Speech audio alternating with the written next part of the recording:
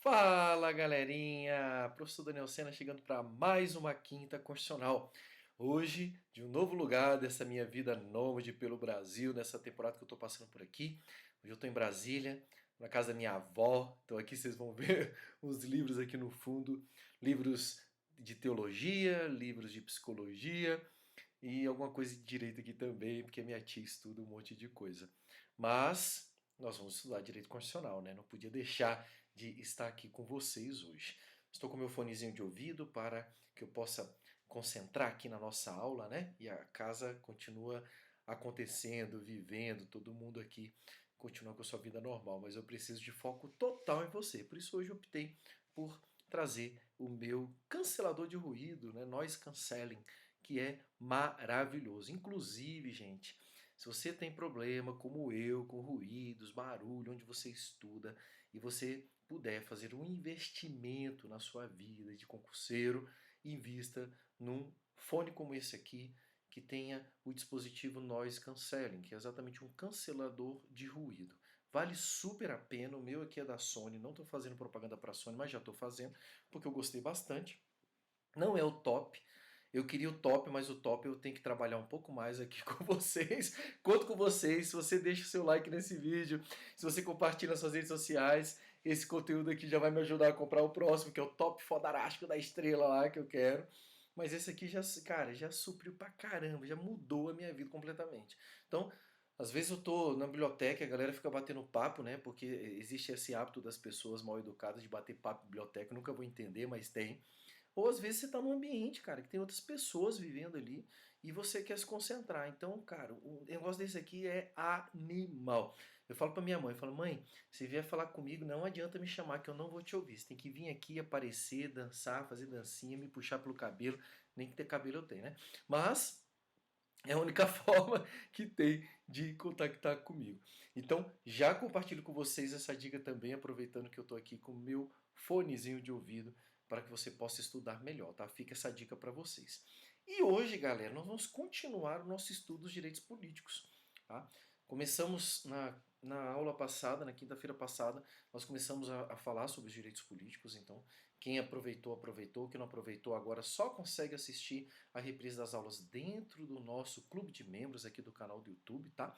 Inclusive você pode participar, daqui a pouco eu falo mais sobre ele aqui.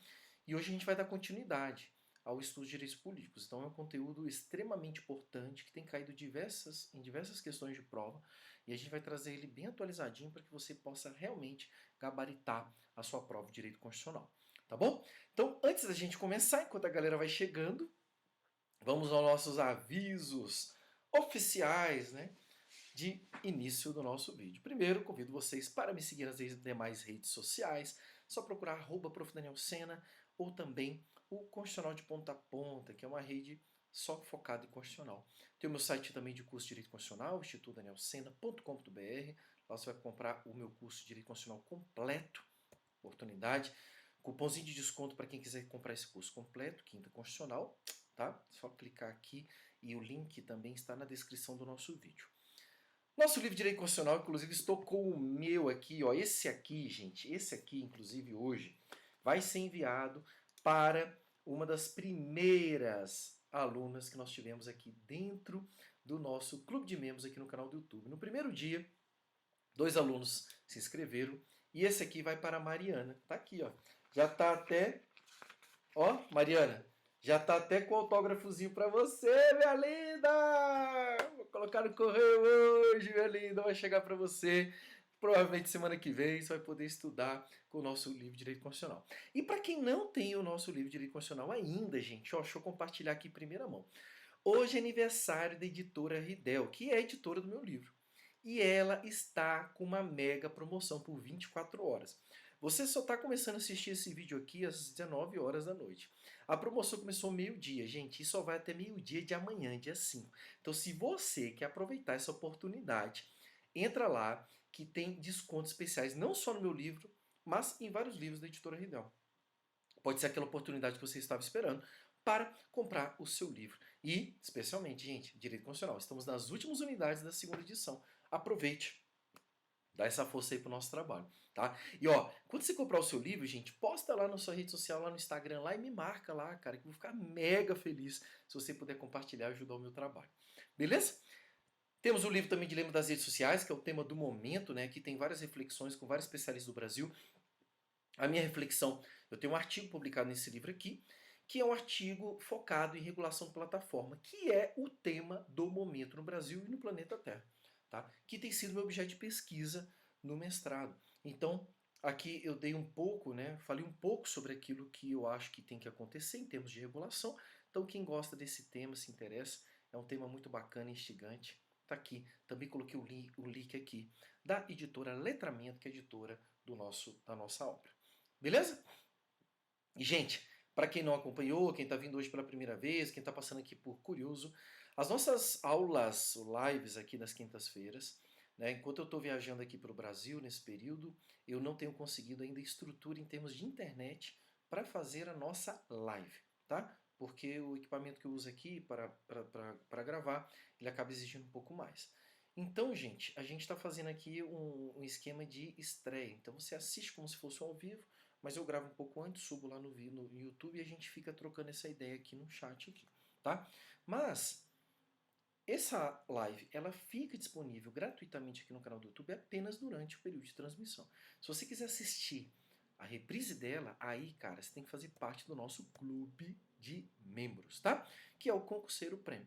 O Concurseiro Prêmio é um clube de membros onde você tem acesso a várias aulas, reprises do nosso curso. Então você vai praticamente aqui, você vai ter acesso a várias aulas atualizadas de Direito Constitucional, tá? Já são mais de 40 aulas lá. Tem chat exclusivo para os membros, então você vai poder falar comigo aqui exclusivamente durante a transmissão. Prioridade nas respostas e comentários, então se você é membro do clube de membros, se tiver uma dúvida e colocar sua pergunta no canal do YouTube, em qualquer vídeo do YouTube, ele aparece para mim como prioridade e eu vou te responder, tá? Além de transmissões ao vivo exclusivas. Inclusive, quem entrar no clube de membros nessa semana, ou hoje mesmo, se aproveita hoje, na semana que vem, na segunda-feira, eu vou postar aqui na parte da comunidade aqui no YouTube, nós teremos uma mentoria exclusiva. O que é essa mentoria exclusiva, gente? Essa mentoria exclusiva eu faço uma vez por mês, onde eu trago estratégias de estudo para compartilhar com vocês. Como na semana passada, nessa semana eu estava viajando, estava em trânsito de João Pessoa aqui para Brasília, então na próxima semana, na segunda-feira, nós teremos a nossa mentoria exclusiva. Se você faz parte aqui do clube de membros, coloca na sua agenda que às 19 horas estaremos no nosso canal do YouTube com um vídeo exclusivo para você, tá bom? Vai ser um conteúdo especial, um conteúdo exclusivo, você vai ter a oportunidade lá de também tirar suas dúvidas sobre estratégia de estudos. Agora, essa mentoria, gente, é exclusivo para quem faz parte do clube de membros. Ela não é transmitida ao vivo para todo mundo, ela é transmitida apenas para a galera do clube de membros. Então, espero que vocês estejam com a gente aí na próxima segunda-feira, mas eu vou deixar mais informações aqui depois no link da comunidade. E, Daniel, como é que eu faço para participar? Simples. R$19,99 por mês. Você entra e sai quando quiser. O próprio YouTube é que gerencia essa adesão, né, ao nosso clube de membros.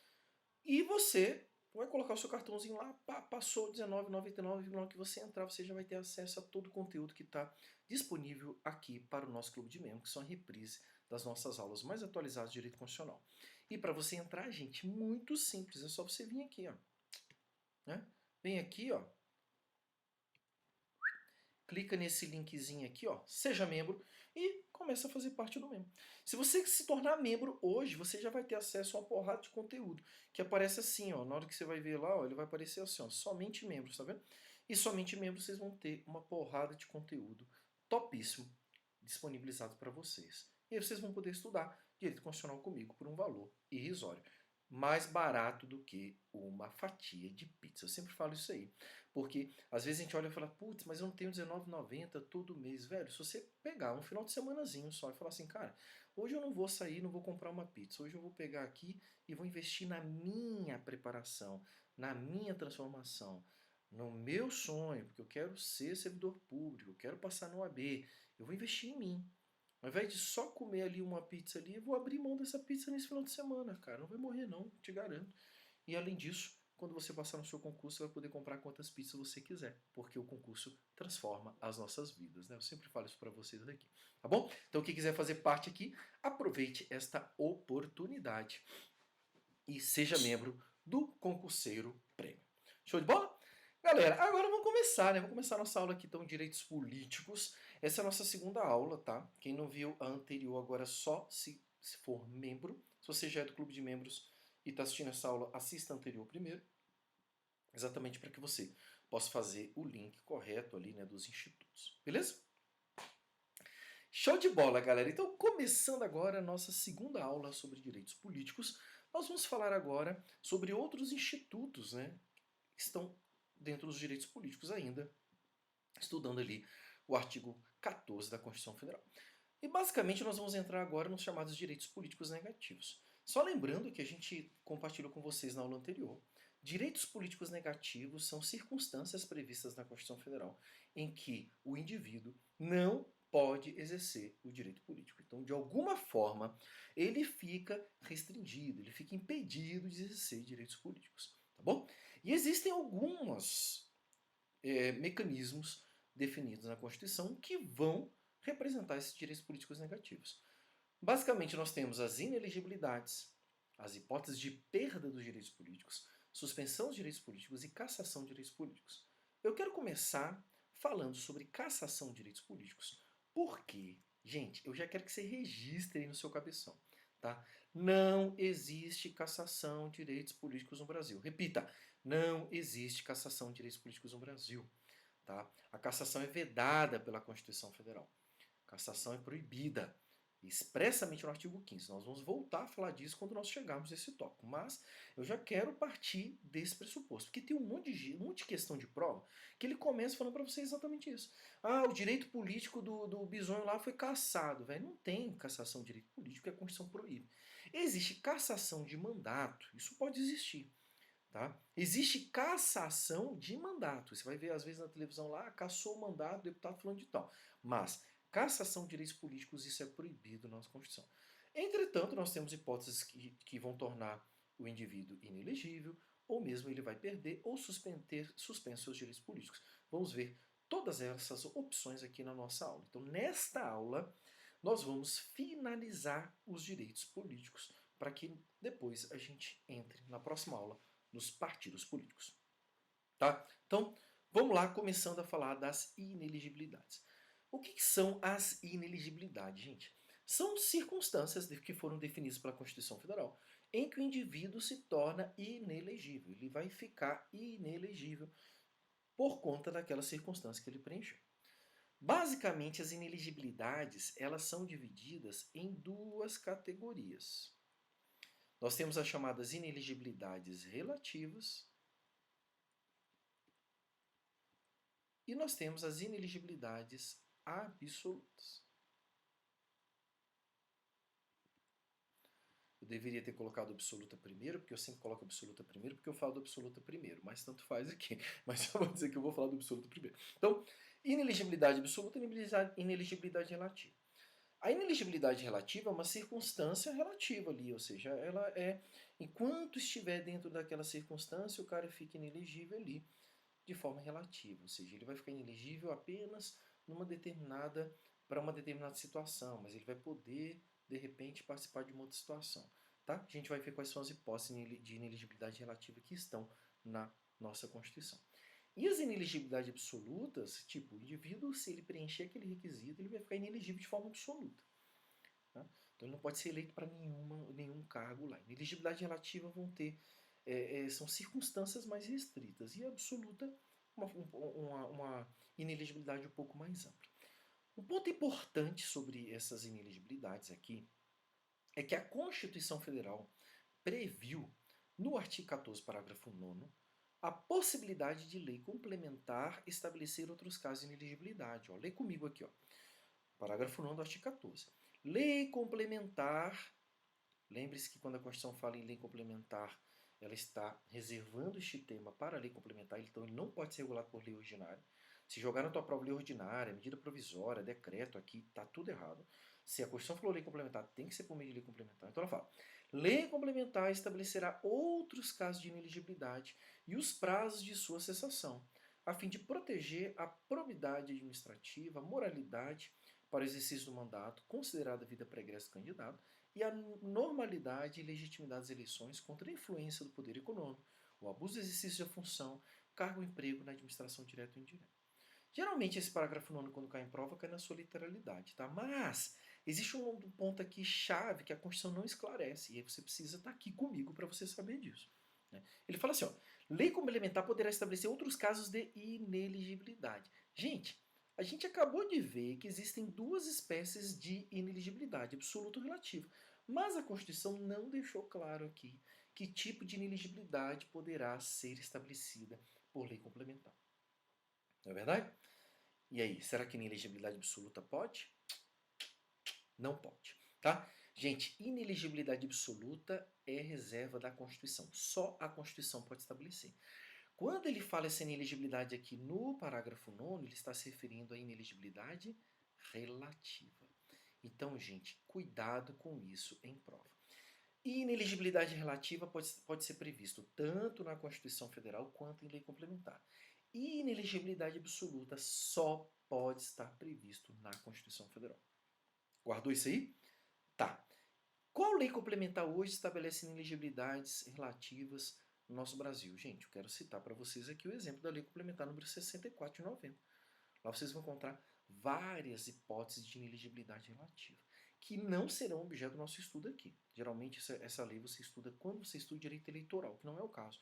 O nosso foco aqui nessa aula será apenas para os casos de inelegibilidade relativas ou absolutas que estão previstos na Constituição Federal.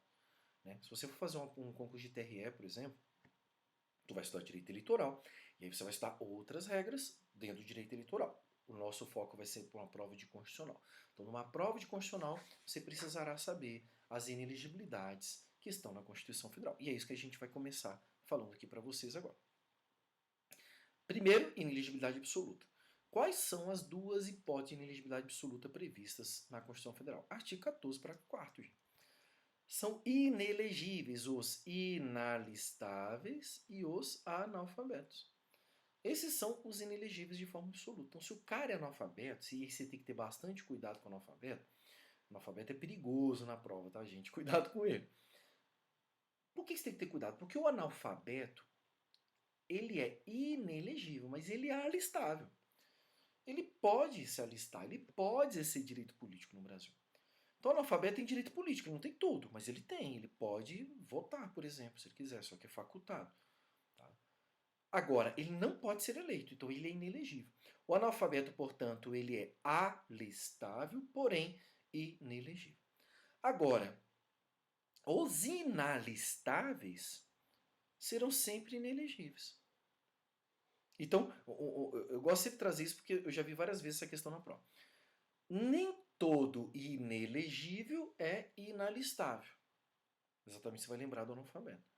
Mas todo inalistável é inelegível. Entendeu? Porque um dos pressupostos para você ser eleito é você ter se alistado eleitoralmente. Então, se você não pode se alistar, muito menos se eleger. Tá? E aí, gente, a gente está falando aqui de inalistável, inalistável, inalistável. Você tem que lembrar quem são os inalistáveis, né? Quem são eles mesmo? Os estrangeiros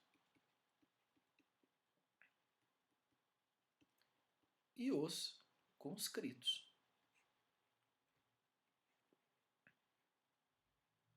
Estrangeiros e os conscritos. Tá? Estrangeiros e conscritos. Então, inelegível, inalistável e analfabeto. Inalistável, lembra sempre, estrangeiro e conscrito.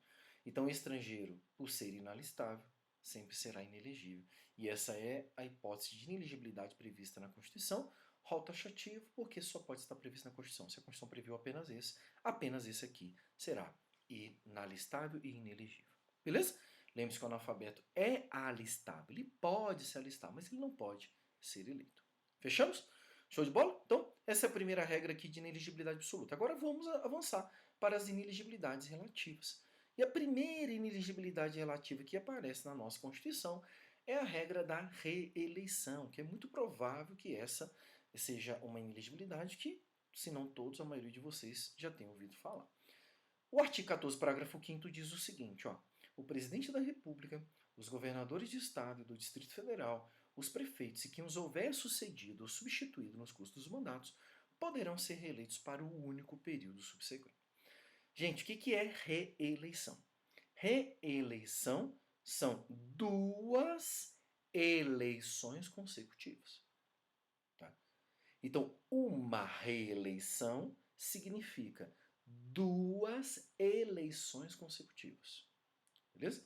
Cuidado que esse jogo de palavras aqui de eleição e reeleição pode se tornar um desafio na sua prova.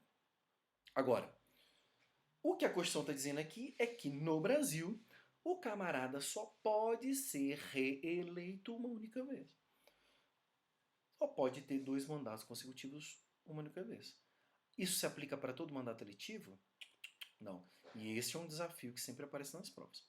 Tá? Essa inelegibilidade aqui da reeleição só vai se aplicar aos membros do Poder Executivo, ou seja, o presidente, o governador e o prefeito.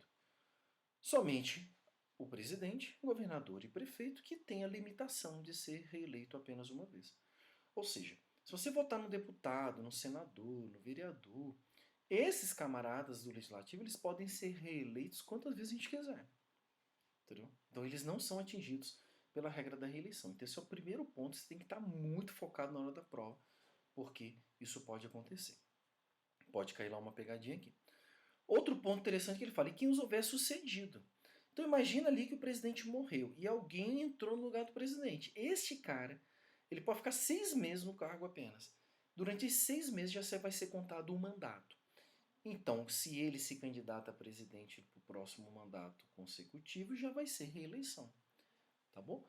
Então, quem sucedeu, substituir que ele coloca aqui, desde que seja de forma definitiva, né? Ele já vai ser considerado ali um mandato, tá bom? Então cuidado, que isso aqui é interessante. Daniel, mas aqui ele só fala presidente, governador e prefeito, ele não fala dos vices. Será que essa regra se aplica ao vice? Gente, essa regra se aplica ao vice para o candidato, a candidatura de vice. Então, o vice, ele não é escolhido pelo povo. Né? Você escolhe o titular e o titular é que escolhe o vice. Se o vice ele acumular 2 mandatos consecutivos como vice, pronto, a reeleição como vice vai atingi-lo. Ele não pode ter um terceiro mandato como vice. Mas o fato dele ter cumprido 2 mandatos consecutivos como vice não impede ele de se candidatar, seria o terceiro ali, eleição consecutiva, né? Como titular. Então, ele não pode ficar mais de 2 mandatos consecutivos como vice, mas ele pode depois se candidatar como titular. Beleza? Esse é um ponto aqui muito importante que pode aparecer na sua prova. E outra questão interessante é que essa regra ela visa evitar, né, um dos objetivos dela é evitar, além de evitar que o poder fique perpetuamente nas mãos de uma só pessoa, né, nós somos um Estado republicano e uma característica da República é exatamente a temporariedade dos mandatos. Tá? Então, ele também quer impedir a figura do prefeito itinerante ou profissional, que era aquele camarada que entrava numa prefeitura, aí ficava um mandato, depois pegava o segundo mandato, e como ele não podia ficar mais, o que ele fazia? Ele mudava para outro município para pegar um terceiro mandato. Então, a ideia aqui é evitar que ocorra essa figura do prefeito itinerante ou profissional. Tá bom? Cuidado com isso, que isso aqui também é bem interessante e já foi decidido pelo Supremo Tribunal. Próxima inelegibilidade relativa agora à regra da desincompatibilização. Gente, artigo 14, parágrafo 6º, traz essa inelegibilidade aqui bem curiosa. Ó. Para concorrer a outros cargos, o presidente da República, os governadores de Estado e do Distrito Federal e os prefeitos devem renunciar aos respectivos mandatos até 6 meses antes do pleito. Tá? Gente, desincompatibilização, ou seja, o cara tem que se desincompatibilizar para concorrer a outro cargo. 2 pontos chaves aqui, 3 na verdade, são os pontos chaves dessa inelegibilidade relativa. Primeiro, ela também só se aplica aos membros do Poder Executivo. Então é presidente, governador e prefeito. Tá? Esse é o primeiro ponto chave aqui. Ou seja, um membro do legislativo, ele não vai precisar se desincompatibilizar para concorrer a outro cargo. Segundo ponto chave que você tem que prestar atenção na hora da questão da prova. Esta regra, essa necessidade de se afastar do cargo para concorrer, ela só existe quando for para concorrer a outro cargo. Significa dizer que se o cara for candidato à reeleição, ele não precisa se desincompatibilizar. Beleza?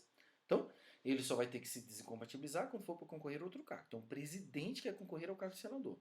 O governador quer concorrer ao cargo de prefeito. O prefeito quer ser deputado. Entendeu? Então, ele vai sair do cargo dele e vai para outro cargo. Não importa se esse outro cargo seja do executivo ou do legislativo. Beleza? Qualquer outro cargo.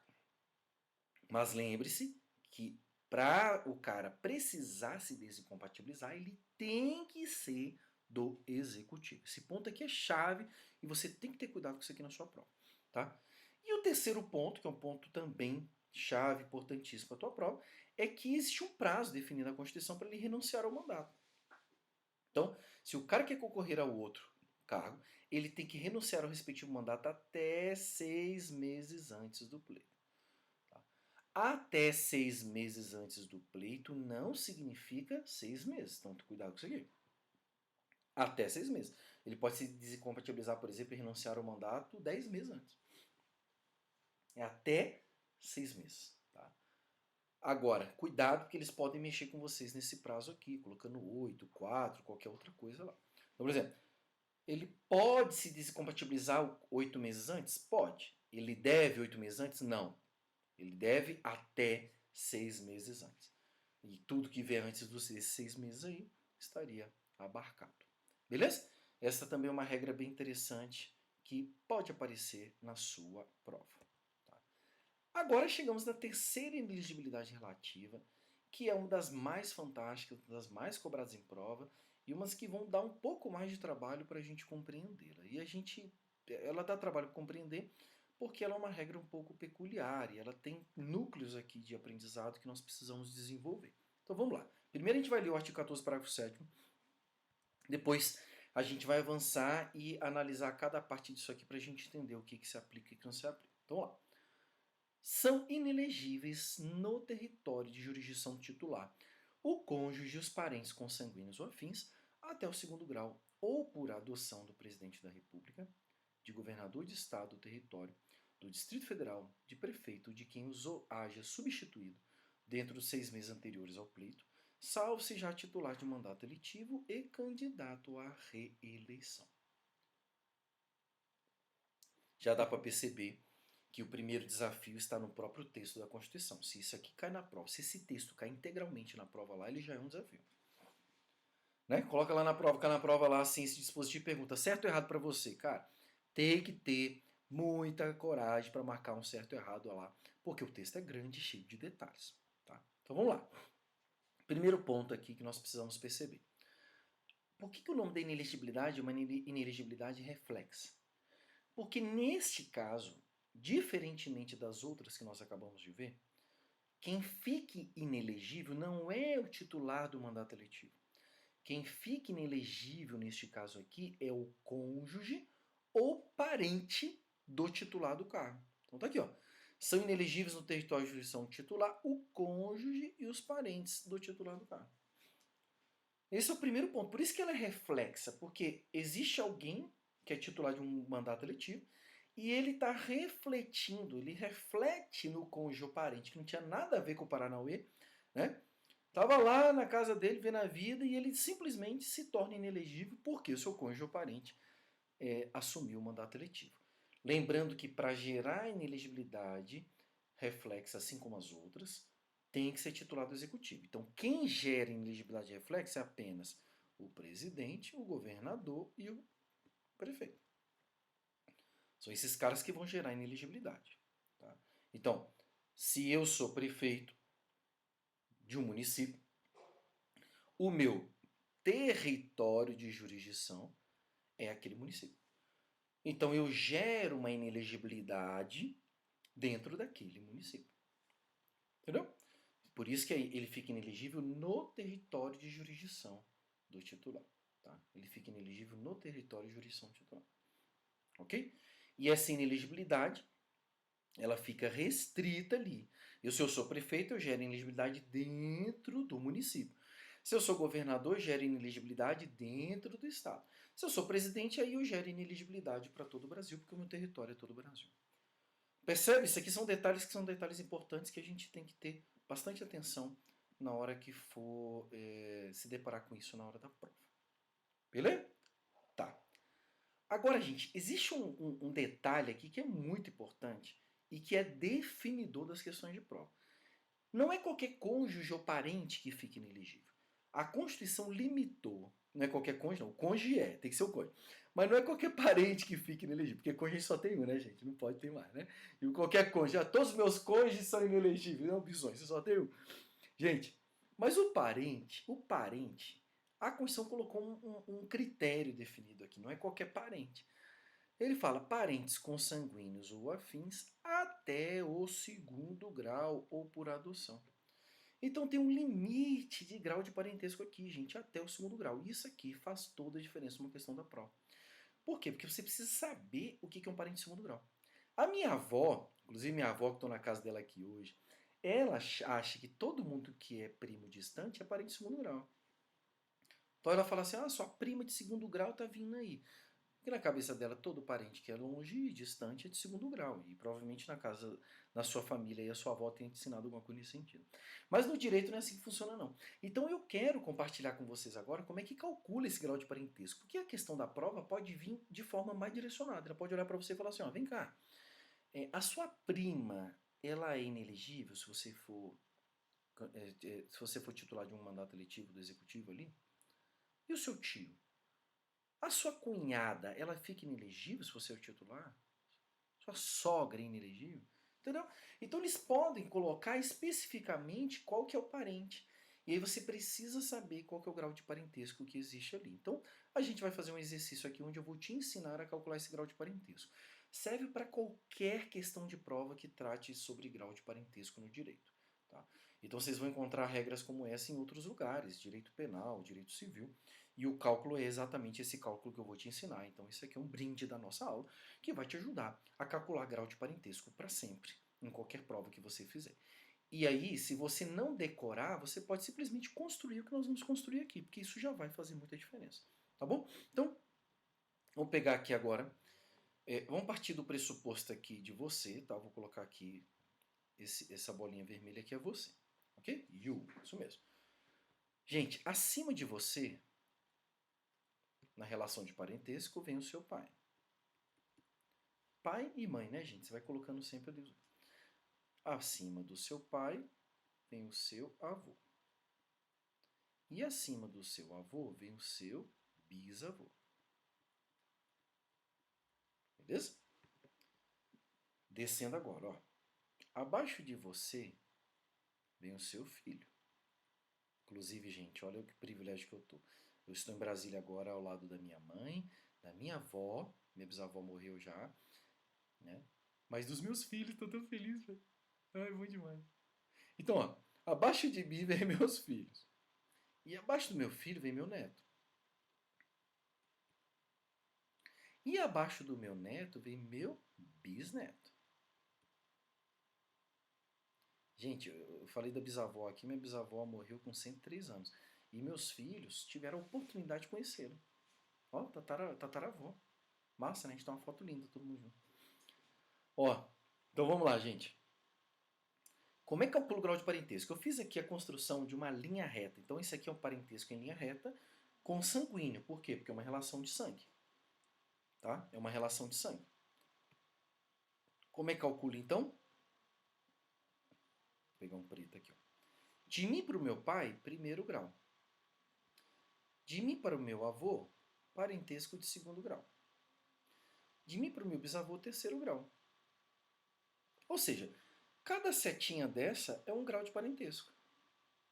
Portanto, se a Constituição diz que é inelegível no território de jurisdição titular o parente até segundo grau, então eu posso concluir que meu pai e meu avô são inelegíveis no território onde eu sou titular de um mandato eletivo, mas meu bisavô não, meu bisavô pode ser candidato. Entendeu? Descendo agora, ó. Meu filho é meu parente de primeiro grau. O meu neto é meu parente de segundo grau. E o meu bisneto é meu parente de terceiro grau. O que significa, gente? Significa que meu filho e meu neto não podem ser candidatos no território onde eu sou titular, mas meu bisneto pode. Entendeu? Meu bisneto pode. Porque a vedação é apenas até o segundo grau. Olha como é que isso aqui fica top numa questão de prova. Agora vamos puxar outra relação de parentesco agora, que é por um parentesco colateral, que é aquele que sai do lado. O colateral, a gente vai subir para o pai aqui para pegar a primeira linha, né? Então, pai, abaixo do pai, além de mim, quem que vem? Meu irmão, não é isso? Abaixo do pai, vem meu irmão. E abaixo do meu irmão, quem que vem? Meu sobrinho. Gente, estou colocando masculino aqui, não dá para ficar colocando todo mundo, mas isso aplica para o irmão, irmã, todo mundo, pelo amor de Deus, tá? então vem aqui meu sobrinho. Beleza? Esses aqui são os parentes de linha colateral. Vou colocar mais um aqui, abaixo do meu avô. Ó. Eu subi para o meu pai, aí depois acima do meu pai tem meu avô, abaixo do meu avô tem meu pai. Só que além do meu pai vem quem? Meu tio, que é irmão do meu pai, correto? E abaixo do meu tio vem quem? Meu primo. Percebe? Vem meu primo. Beleza? Tá, gente, como é que vai ficar então o grau de parentesco aqui na linha colateral? Olha que top. Se meu pai é meu parente de primeiro grau, meu irmão vai ser meu parente de segundo grau. E meu sobrinho, terceiro grau. Meu irmão não pode ser candidato no território onde eu sou titular, mas meu sobrinho pode. Percebe? Meu sobrinho pode. Acima, meu pai foi primeiro, meu avô é segundo grau, então meu tio, gente, vai ser meu parente de terceiro grau. E meu primo, quarto grau. Olha a distância. Tá aí. Então, meu pai e meu avô não podem ser candidato no território onde eu sou titular, mas o meu tio e meu primo pode, porque a vedação é apenas até o segundo grau. Percebeu isso aqui? Agora, gente, olha que interessante. Vamos ver agora o chamado parentesco por afinidade. Tá? Parentesco por afinidade. Não, primeiro grava aqui que depois eu vou puxar aqui. Eu vou apagar aqui porque já está travando aqui a caneta.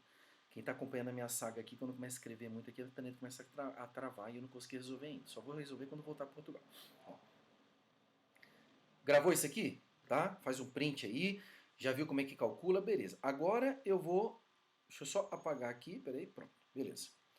Apaguei. Agora eu vou buscar o parentesco por afinidade. O parentesco por afinidade, ele parte de uma relação de afinidade. Por exemplo, eu e meu cônjuge. Cônjuge, gente, entre você e seu cônjuge, entre você e sua esposa, seu esposo, não existe grau de parentesco. Grava isso. Cônjuge não é parente. Por isso que a Constituição falou cônjuge ou parente. A Constituição disse, ó, a tua esposa não é teu parente. Por quê? Não existe grau de parentesco entre cônjuges. Mas existe um grau de parentesco que decorre da sua relação com o seu cônjuge. E a melhor forma de você guardar isso é lembrar o que a palavra de Deus diz. Né? Tem um monte de Bíblia aqui atrás. Aqui é uma lista de Bíblia. Aqui, que a palavra de Deus diz que vocês dois serão uma só carne. Vocês dois serão uma só carne. Então, você entender o grau de parentesco que decorre do cônjuge, você tem que lembrar disso. Vocês dois serão uma só carne. Ou seja, acima da sua esposa, quem que vem? Sua sogra. Não é isso? Meus lindos, qual o grau de parentesco entre você e a sua sogra? Primeiro grau, olha que notícia maravilhosa, gente. A sua sogra é mais parente de você do que o seu avô. Não é uma coisa surreal isso aqui. Tipo, meu avô que me dava dinheiro escondido, me levava pra pescar. Tipo assim, não, minha sogra é mais parente do meu avô. Pelo amor de Deus, né, gente? E, gente, olha só, abaixo da sua sogra vem quem? Vou colocar sua cunhada aqui. A sua cunhada é seu parente de qual grau? Segundo grau por afinidade. Olha que questão topíssima de prova. segundo grau por afinidade. Ou seja, se você construir aquela mesma linha que eu construí para você anteriormente, só que agora focada na sua esposa, tá? Você vai descobrir quais são os graus de parentesco até primeiro e segundo grau que são inelegíveis a partir da relação de afinidade que você tem com sua esposa. Então, se você descer abaixo da sua esposa, tem o filho dela, o seu enteado. O seu enteado é seu parente de primeiro grau por afinidade. Entendeu? Porque a estrutura vai ser a mesma. Tá? E essas são questões que despencam em prova. Então, é preciso saber calcular o grau de parentesco. Perfeito? Matamos isso, já deu isso aqui, já dei isso para vocês. Agora a gente volta para o dispositivo aqui, porque a gente já entendeu, né, o que significa esse cônjuge ou parentes consanguíneos ou afins até segundo grau. Lembrando que isso se aplica também para parente por adoção. Então, se você adota o seu filho vai ser parente por adoção, que não é por sangue, né? É por adoção de primeiro grau. Entendeu? Então, pronto. Eu já sei disso. Não quero mais pensar nisso agora. Isso aqui já está resolvido. Nós já vimos como é que é esse critério. Agora a gente vai entender a regra. Tá? Precisamos entender a regra em si. Como é que ela funciona. Então, para a gente entender a regra, todos os exemplos que eu vou dar a partir de agora vão partir da ideia de uma relação entre você e o seu cônjuge, porque a Constituição já avisou aqui que cônjuge é inelegível no território titular. Como o objetivo é entender a regra, eu não quero que você fique pensando se o cara é parente, se ele está até o segundo grau. Então a gente vai trabalhar tudo com cônjuge aqui nos exemplos que eu vou citar, para ficar mais fácil para a gente entender o funcionamento da regra. Beleza? Então vamos lá, gente. Presta atenção. Eu sou prefeito de São Paulo. Beleza? Minha esposa quer ser prefeita de São Paulo. Ela pode ou não pode? Não pode. E por que ela não pode? Porque ela não pode ser candidata no território onde eu sou titular. Perfeito? Ela não pode ser candidata no território onde eu sou titular. Tá bom? Agora, ela pode ser prefeita de outro município sem ser o meu? Pode. Ela pode ser prefeita de outro município. Ela só fica inelegível no território onde eu sou titular. Lembre-se disso aqui. Beleza? Agora, gente, eu sou prefeito de São Paulo. Minha esposa quer ser vereadora de São Paulo. Ela pode? Também não, gente. Porque se eu sou prefeito de São Paulo, eu gero inelegibilidade para todo o município de São Paulo. Percebeu? Quais são os mandatos eletivos do município de São Paulo? Prefeito e vereador. Então, meu cônjuge ou parente até segundo grau não pode ser nem prefeito nem vereador dentro do município onde eu sou titular. Perfeito? Agora, gente, imagina que eu sou vereador de São Paulo e minha esposa quer ser prefeito de São Paulo. Ela pode? Óbvio que pode. Porque vereador não gera inelegibilidade relativa. Perceberam aqui? Vereador não gera inelegibilidade relativa. Beleza? Então é isso que você tem que entender.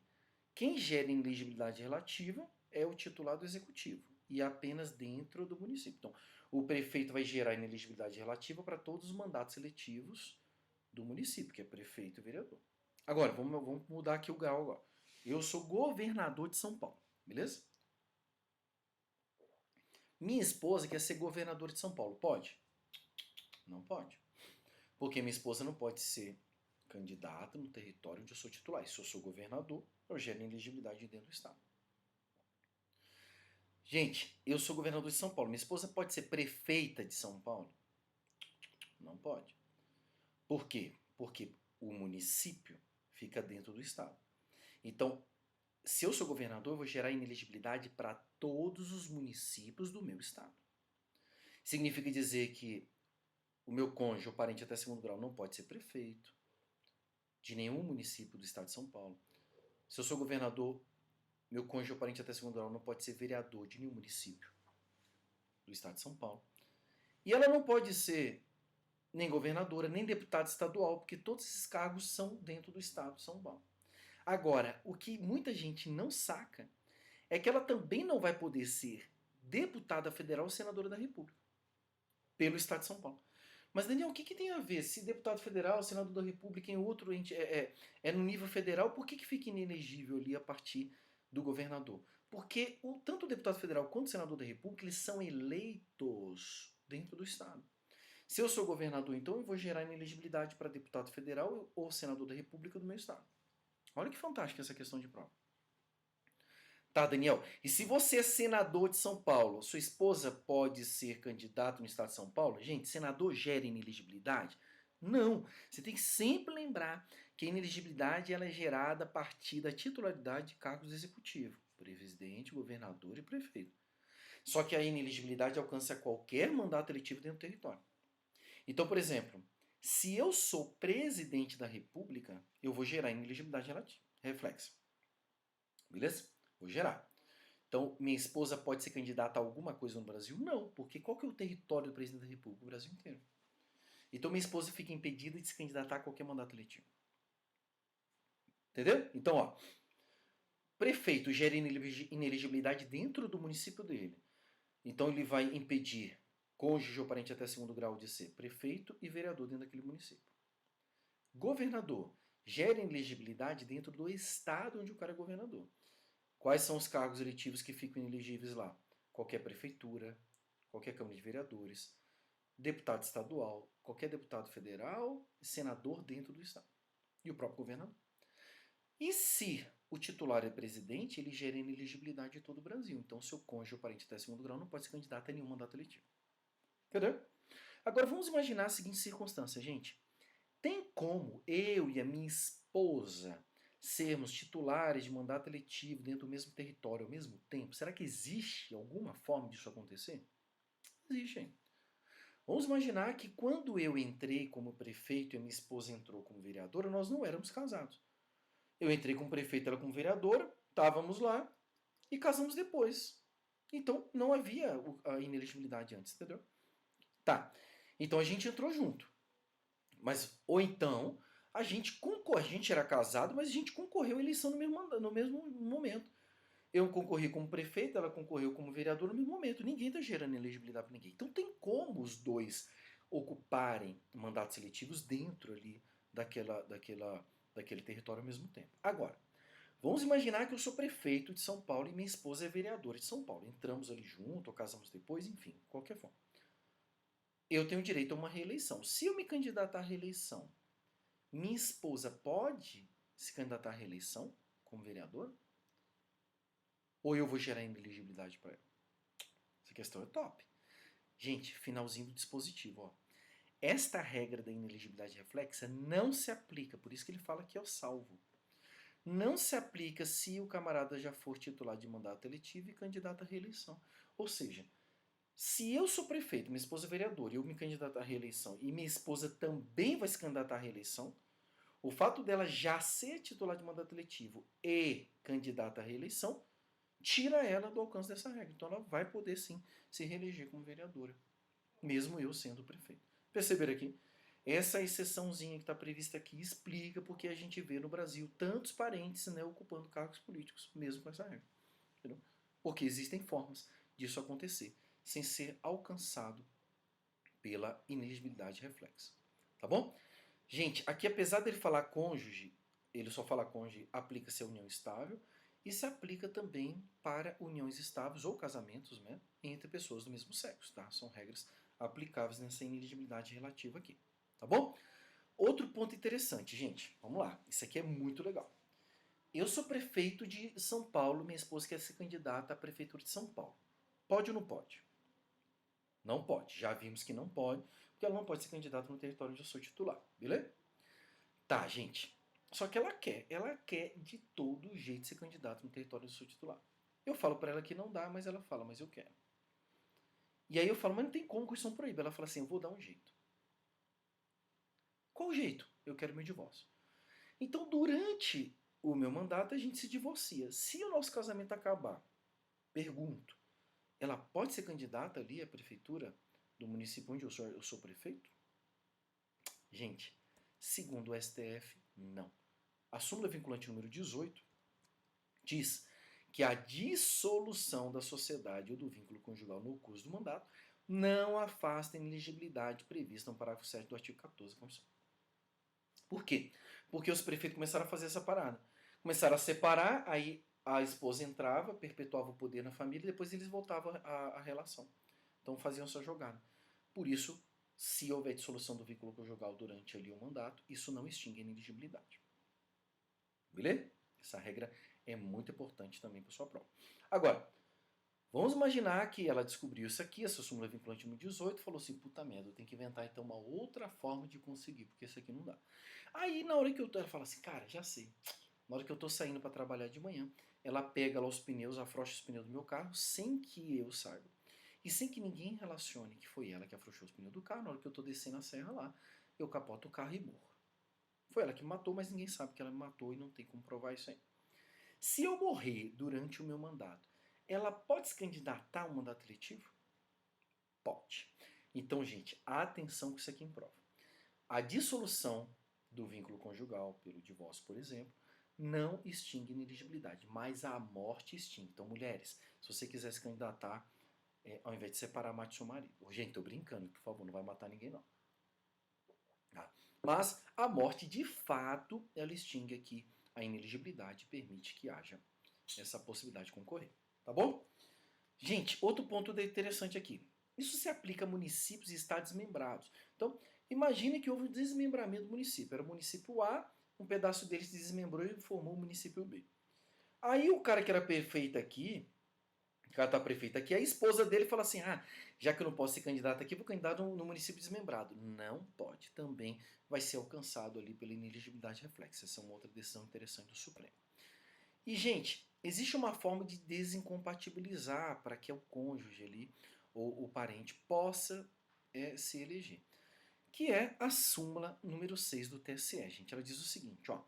São inelegíveis para o cargo do chefe do executivo, cônjuge ou parente, indicado no parágrafo 7 do artigo 14, do titulado do mandato, tá?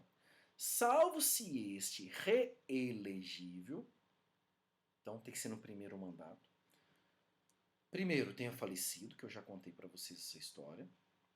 Renunciado, então se o cara renunciar até 6 meses antes do final do primeiro mandato, torna também o cônjuge ou parente consanguíneo elegível. Ou se afastar definitivamente do cargo, até 6 meses antes do pleito. Então, se houver morte, renúncia ou afastamento definitivo do cargo até 6 meses anteriores do pleito, acaba a inelegibilidade, tá? Questãozinha também muito importante, já simulada pelo Tribunal Superior Eleitoral. Beleza? Show de bola? Gente, fechamos então aquela inelegibilidade, que é uma das que a gente gasta mais tempo, que ela cai muito em prova. Vamos agora para uma outra inelegibilidade relativa, que é a regra dos militares. Artigo 14, parágrafo 8º, diz o seguinte. O militar alistável é elegível, atendidas as seguintes condições. 1. Se contar menos de 10 anos de serviço, deverá afastar-se da atividade.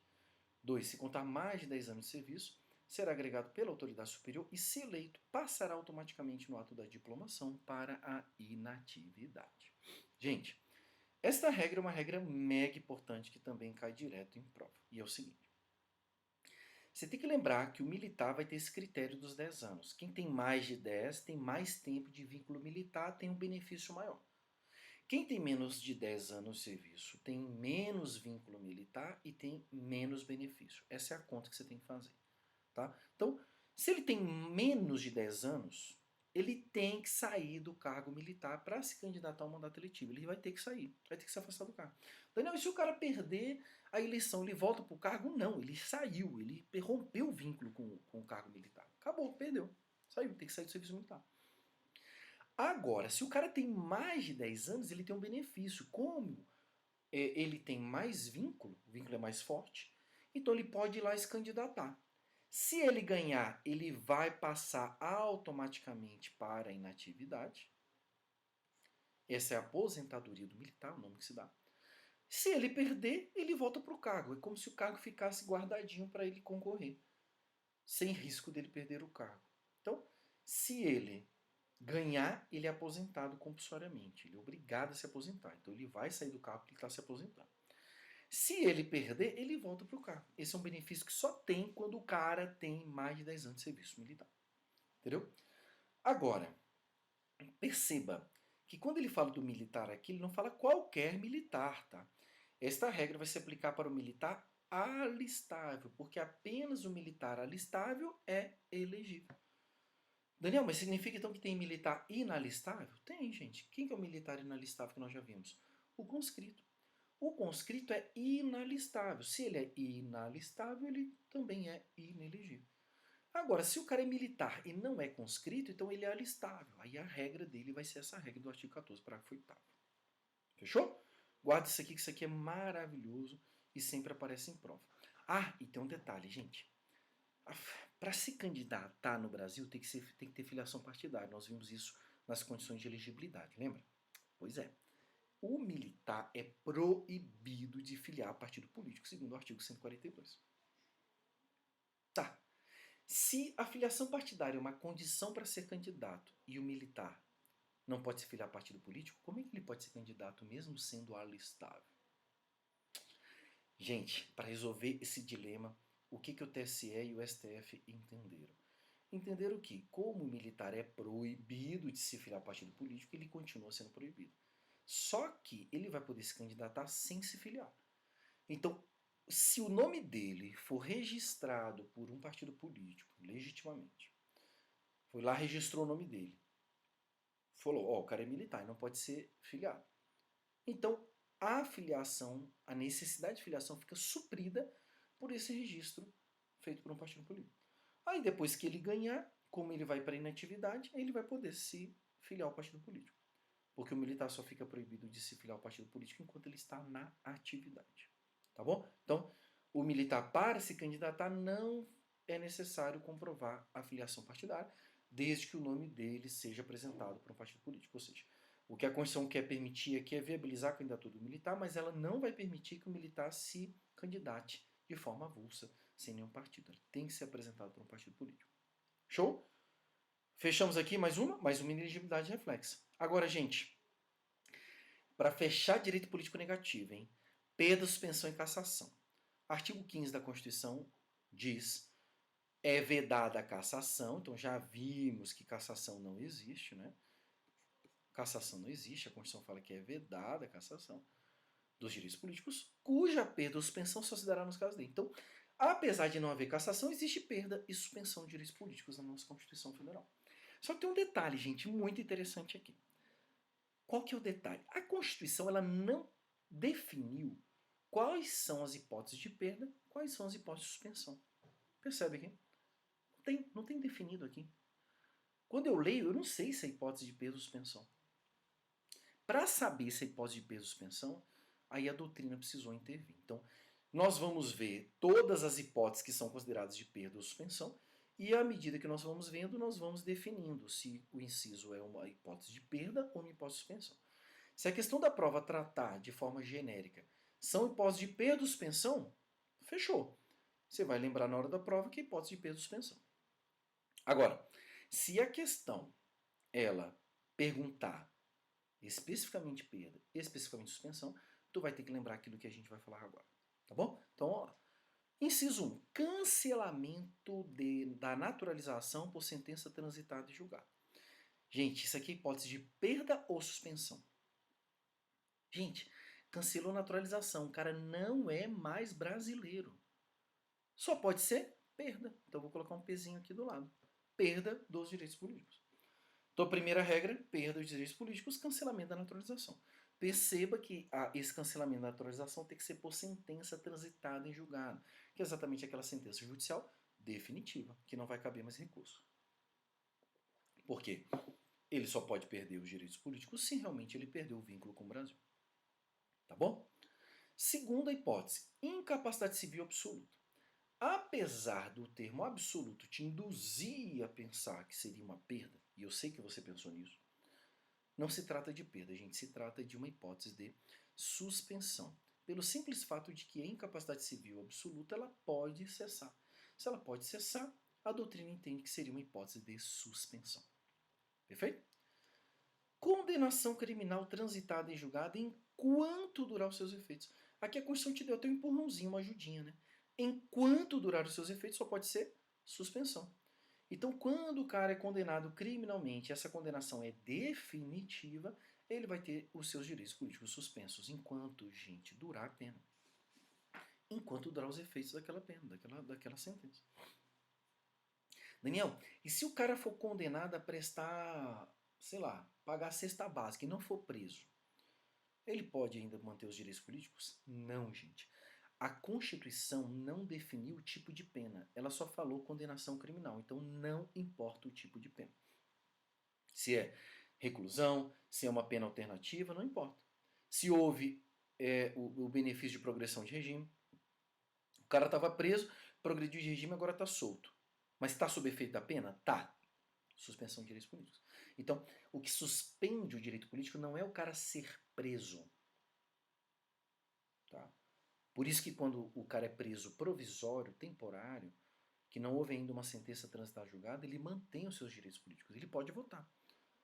Agora, uma vez condenado criminalmente e essa condenação tenha transitado em julgado, aí ele vai ter os seus direitos políticos suspensos enquanto durar os efeitos da pena. Então lembre isso aqui é muito importante para a tua prova e cai direto em prova. Gente, inciso 4. Recusa de cumprir obrigação a todos imposta ou prestação alternativa dos termos do artigo 5º, inciso 8º. Famosa escusa de consciência, lembra? Escusa de consciência? Gente, aqui nós temos um problema de ordem doutrinária. Parte da doutrina diz que é perda, parte da doutrina diz que é suspensão. Basicamente, os doutrinadores mais clássicos do direito constitucional vão defender que é uma hipótese de perda dos direitos políticos. E o que eu tenho visto das provas de direito constitucional é que eles acompanham essa doutrina clássica do direito constitucional, que entende que é perda, que é a minha recomendação para você marcar numa prova de direito constitucional. Entretanto, os doutrinadores mais modernos, do direito eleitoral, do processo penal, eles vão todos falar que é suspensão de direitos políticos. Então, numa prova de constitucional, todas as questões que eu tenho visto nos últimos anos, têm direcionado para uma resposta de perda dos direitos políticos. Em provas de processo penal, direito eleitoral, suspensão de direitos políticos. Tá? Só para lembrar o que é essa recusa de cumprir obrigação todos impostos ou prestação alternativa. Tem lá uma obrigação a todos imposta. O cara recusa a obrigação a todos imposta e recusa a prestação alternativa. Aí ocorre restrição nos direitos políticos. Beleza? O cara não cumpriu nenhum dos dois. Restrição nos direitos políticos. Tá? Se a questão da prova perguntar se é perda ou suspensão, prova de constitucional marque perda. Tá? Tem sido pouco perguntado exatamente por conta desse embate doutrinário. Mas se perguntar, perda. Faça questões sobre este tema que você logo vai perceber a tendência das bancas. Beleza? E por fim nós temos o inciso 5, improbidade administrativa, nos termos do artigo 37, parágrafo 4, que aqui é uma clássica hipótese de suspensão dos direitos políticos. Então, basicamente, nós teríamos como perda aqui o cancelamento da naturalização e a recusa de cumprir, né, a famosa escusa de consciência, e suspensão a incapacidade civil absoluta, condenação criminal e improbidade administrativa. Show de bola? Pronto, gente. Fechamos aqui os direitos políticos negativos. Para a gente fechar essa aula agora, os últimos temas. Impugnação de mandato eletivo. Esse aqui, quando cai em prova, cai na literalidade do texto constitucional. São 2 parágrafos apenas, parágrafo 10 e parágrafo 11, que vai falar sobre essa possibilidade. O parágrafo 10 diz que o mandato eletivo poderá ser impugnado ante a Justiça Eleitoral no prazo de 15 dias contados da diplomação, instruída a ação com provas de abuso de poder econômico, corrupção ou fraude. E o parágrafo 11, a ação de impugnação do mandato tramitará em segredo de justiça, respondendo ao autor na forma da lei se temerária ou de manifesta má-fé. Pontos chaves aqui que têm sido objeto de questões de prova. Primeiro, nós temos aqui que essa impugnação do mandato eletivo deve ser perante a Justiça Eleitoral. Ela tem um prazo para acontecer de 15 dias e a contagem deste prazo se inicia a partir da diplomação.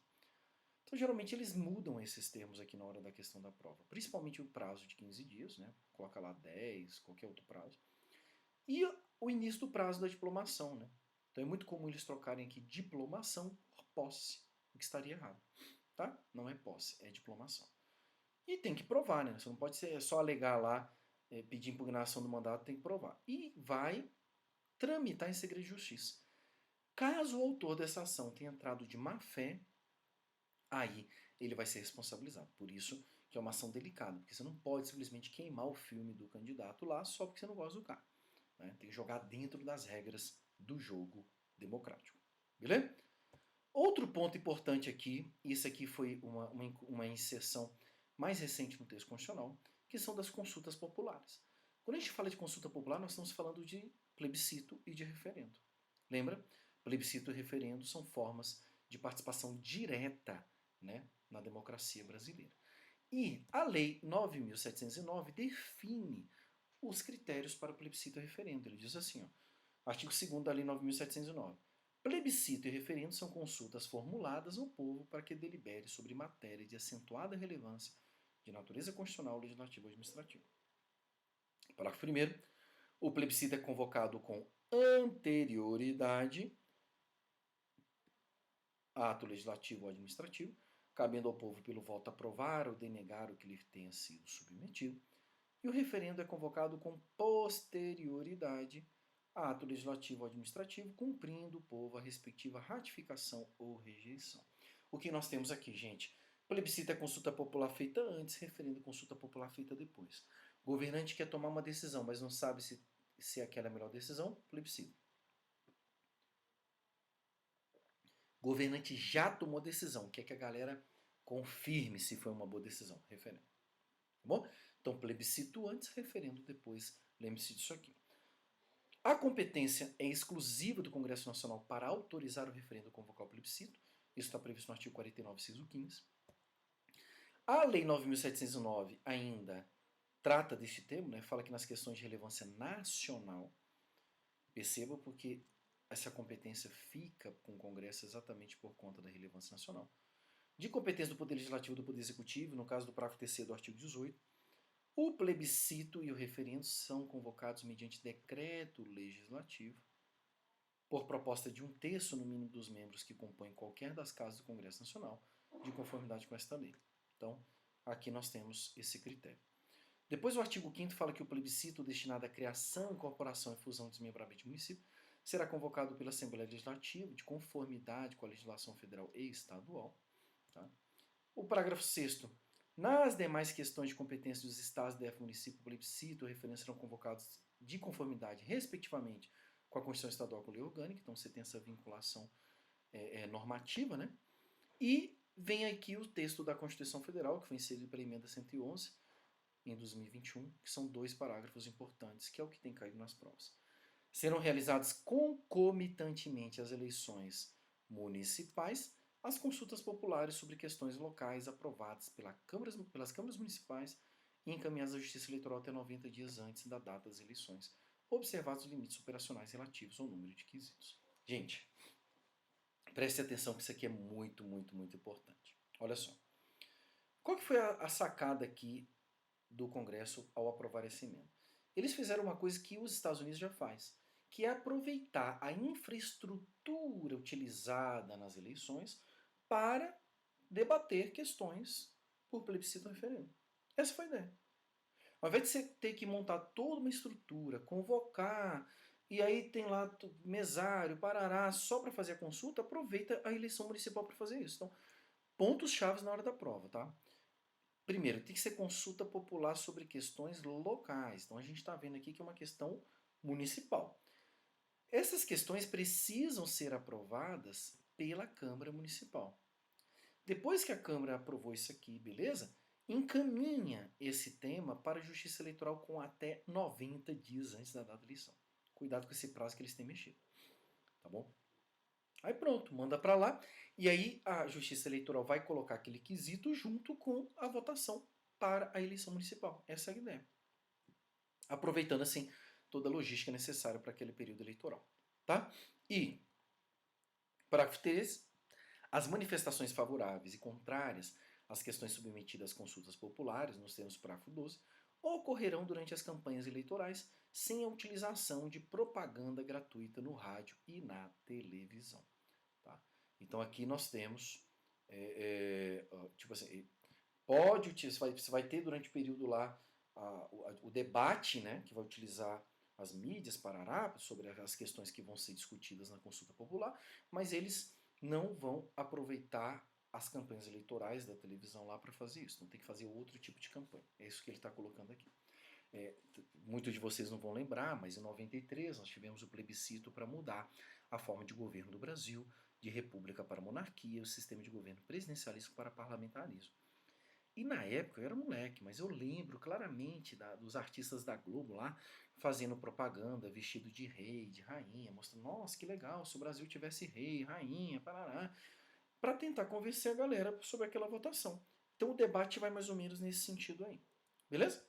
E para fechar o artigo, os direitos políticos como um todo, nós temos na Constituição a definição do chamado princípio da anterioridade eleitoral, que é exatamente um princípio para trazer segurança jurídica sobre as regras de processo eleitoral. Então ela diz aqui no artigo 16, ó, a lei que alterar o processo eleitoral entrará em vigor na data da sua publicação, não se aplicando a eleição que ocorra até um ano da data de sua vigência.